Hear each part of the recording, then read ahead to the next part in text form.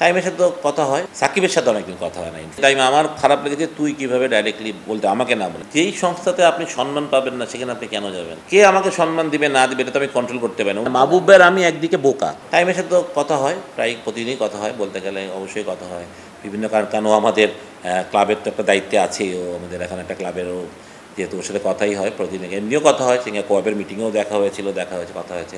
সাকিবের সাথে অনেকদিন কথা হয় না ইনফ্যাক্ট, সত্যি কথা বলতে গেলে। হয়তো ও ব্যস্তও আছে, আমারও যোগাযোগ করার টাইমিংটা একটা বড় হিসাব হয়। হয়তো ওর যখন সকাল হয় তখন আমি ঘুমাই এরকম কিছু, বা ও যখন ঘুমায় তখন আমি উঠি এরকম হয়। তো হবে, কথা হবে, অসুবিধা নেই, অবশ্যই কথা হবে।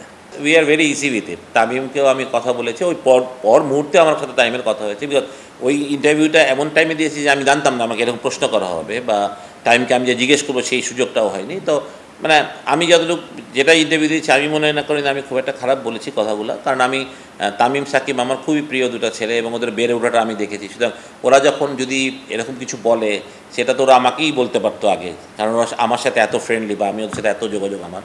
তো ওইটাই আমি টাইমকে বলেছি, টাইম আমার খারাপ লেগেছে তুই কীভাবে ডাইরেক্টলি বলতে আমাকে না বলে। কোচিংয়ে যদি বিসিবি আমাকে চিন্তা করে যে আমাকে নিবে, সেটা আমি চিন্তা করি, যদি আমার যোগ্যতা থাকে তারা আমাকে চিন্তা করে, তারা অবশ্যই যাবো। বা অন্য কোনো রোলে যদি তারা আমাকে, সেটা অন্য জিনিস, আমি প্রফেশনাল মানুষ, আমি সেটা কাজ তো আবার করতেই হবে।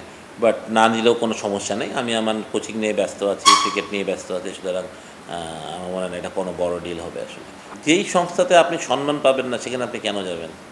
আমি কাজ করে সম্মান পাইনি, কাজ করে আমাকে ভালো কিছু করে আমাকে সরে যেতে হয়েছে। তা আমি এর থেকে ভালো আর কী করতে পারতাম আমি জানি না। আমি আমার ডেডিকেশন নিয়ে কাজ করেছি, আমি ভালো কিছু করার চেষ্টা করছি, এবং আমি এটা নিঃসন্দেহে বলতে পারি বাংলাদেশ ক্রিকেট ইতিহাসে আমি দ্য মোস্ট সাকসেসফুল ডিরেক্টর।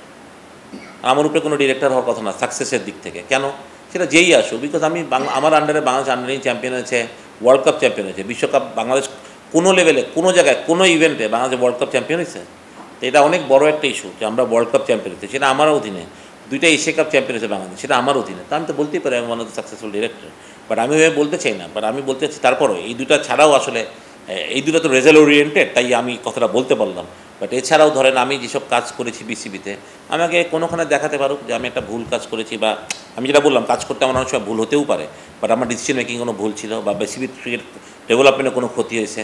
আমাদের ক্রিকেটের আস্তে আস্তে আমরা যে প্লেয়ার তৈরি হচ্ছে, আজকে যদি আপনি ন্যাশনাল টিম দেন, বা আপনি যদি মানে মিরাজ শান্ত থেকে দেখেন, ওই সময় থেকে কিন্তু জাতীয় দলের প্লেয়াররা কিন্তু আমাদের 19 পাইপলাইন থেকে সবসময় হয়ে আসতেছে, এবং এখনও পর্যন্ত যদি আপনি দেখেন যে হৃদয়, ইমন, তামিম, শরীফুল, তানজিম সাকিব, ঠিক না, এত প্লেয়ার, রিশাদ, শামীম পাটোয়ারি, বা সামনে রাকিবুল, এরা অনেকেই খেলবে হয়তো বা ক্রিকেট বাংলাদেশের জন্য, এরা কিন্তু সব অনূর্ধ্ব 19-এর প্লেয়ার। তা আপনি যে আমরা সিস্টেমের মধ্যে রাখতে পেরেছি সেটা কিন্তু আমরা ডেভেলপমেন্টেই সম্ভব হয়েছে, আমরা যেহেতু আমাদের সিস্টেমটা ভালো ছিল। কারণ এই বাচ্চাগুলো আমাদের সাথে আন্ডার 14 থেকে আছে, আজকে ধরেন কারোর বয়স হয়তো বা 26-27, তো 12-13 বছর তারা বিসিবি নার্সিংয়ের মধ্যেই আছে।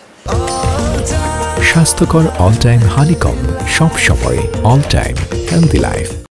তো আমি এই জন্যই বললাম যে যেখানে আমি কাজ করে আমার সম্মান পেলাম না, বা আমি ভালো কিছু করার পর আমাকে এমন কিছু কথা শুনতে হলো যেটা যেটা আমি রেডি ছিলাম না, তো ওইখানে ফিরে যাওয়াটা কতটুকু যৌক্তিক আমি জানি না। বাট মানে আমি এখনও নিজেকে আসলে ওইভাবে গুছাতে পারি না যে বিসিবি যাব বা যাওয়া উচিত কিনা আমি জানি না। মাহবুবের মতন একজন বর্ষিয়ান সংগঠক তো অবশ্যই, মানে মাহবুবকে আমি অন্যভাবে রেসপেক্ট দিই, বিকজ তার ক্রিকেট নলেজ, তার অন্য কী সমস্যা সেটা আমি যা বলতে পারবো না, বাট ক্রিকেট মেধায় মাহবুব আমার মনে হয় যে অনেকের থেকে উপরে, অনেকের থেকে উপরে। মাহবুবের আমি একদিকে বোকা আসলে, যে আমরা এত কাজ কেন করি, মানে বিং এ ডাইরেক্টর আমাদের আসলে এত কিছু করা উচিত হয় না। আমরা যদি অন্যান্য ডিরেক্টরের মতন বোর্ড মিটিংয়ে না যেতাম, বিসিবিতে হয়তো বা 2 মাস পর একদিন বেড়াতে যেতাম, কাজ করতে যেতাম না, বেড়াতে একটু সবার চেহারা দেখাতে যেতাম, তাহলে আপনারা আমাদেরকে নিয়ে কোনো খারাপ কিছু বলতে পারতেন না, কোনো কিছু আসতো না। কে আমাকে সম্মান দিবে না দিবে এটা তো আমি কন্ট্রোল করতে পারি না। উনি যদি আমাকে সম্মান না দিয়ে চান তো আমার কিছু করার নাই না। আর ওনার সম্মান না দেওয়াতে আমার কোনো কিছু আসবে যাবেও না। আমি মানে আমার একটু কমবে না, একটু বাড়বেও না, কিছুতে আসবে না। সম্মান হচ্ছে গিয়ে এটা ভিতর থেকে আসতে হয়। আপনি যদি সেটা বলতে না চান তাহলে কিছু করার নেই, সম্মানটা ভিতর থেকে আসতে হয়। সুতরাং আমি হয়তো ওনাকে নিয়ে অনেক কথাই বলেছি, সেটার জন্য হয়তো বা কিছু সময় মনে করি যে আই স্পোক অ্যাবাউট, আমার রাগের বসেও আমি কিছু ওটা কথা বলেছি, কারণ উনি যেসব কিছু কাজ করেছেন যেগুলো তো আমার পছন্দ হয়নি হয়তো বা, কিন্তু আমি হয়তো বা জিনিসটাকে অন্যভাবে হলেও হতে পারতো। বাট আমি যদি ওনাকে অসম্মান করি সেটা একভাবে না, উনি বাংলাদেশ ক্রিকেটের জন্য অবশ্যই অনেক কাজ করেছেন। যারা ক্রিকেটের জন্য কাজ করেন তাদেরকে সম্মানটা আমার করাটা আমার খুবই করে। প্রেসিডেন্ট স্যারকে বোঝানো উচিত ছিল যে স্যার, জাস্ট বিফোর শ্রীলঙ্কা, যেখানে কালকে টিম শ্রীলঙ্কা যাবে, আমাদের এখন অধিনায়ক চেঞ্জ করার কোনো মানে হয় না। এটা একটা টিমের মধ্যে এফেক্ট করতে পারে, ছেলেটার মধ্যে এফেক্ট করতে পারে, অধিনায়কের মধ্যে এফেক্ট করতে পারে। জাস্ট 3টা ওয়ানডে ম্যাচই তো, শান্ত করে আসুক, then we will sort it out. সমস্যা সমাধান হতো। কিন্তু আপনার এত কিছু ইম্পর্টেন্ট হইলো, শান্তকে সরাতে এত জরুরি কেন হয়ে গেল যে আপনি জুম মিটিং করে এটা সরাইতে হইলো? দ্যাট ওয়াজ মানে একটা কোয়েশ্চেনই এটা আমার কাছে, সত্যি কথা এটা আমার কাছে অলওয়েজ কোয়েশ্চেন। আমাদের একটা মিউজিক্যাল চেয়ারের মতন হয়ে যায়। আপনি একটা ক্যাপ্টেন বানালেন, সময় দিতে হবে। শান্তর মতন মেধাবী, আমি মনে করব অনেক মেধাবী অধিনায়ক ছিল। ওর মধ্যে ক্রিকেট নিয়ে দারুণ, ওর মধ্যে যেটা আমি বলবো যে কমপ্লিট ক্রিকেটার আমার কাছে মনে হয় যে আমি সবাই cricket good complete cricketer, but Shanto অনেক মানে ভিতরে যেতে যেত, ভালো করতে যেত, একটা দলকে ভালোভাবে ইয়ে করতে যেত। তো একটা অধিনায়ককে আপনার সময় দেওয়া উচিত, ঠিক না? আর বাংলাদেশের প্রেক্ষিতে এখন আমরা 3 ফরম্যাটে 3 ক্যাপ্টেন, আমরা এটা কতটুকু যায় সেটাও আমার একটা খুব বড় প্রশ্ন।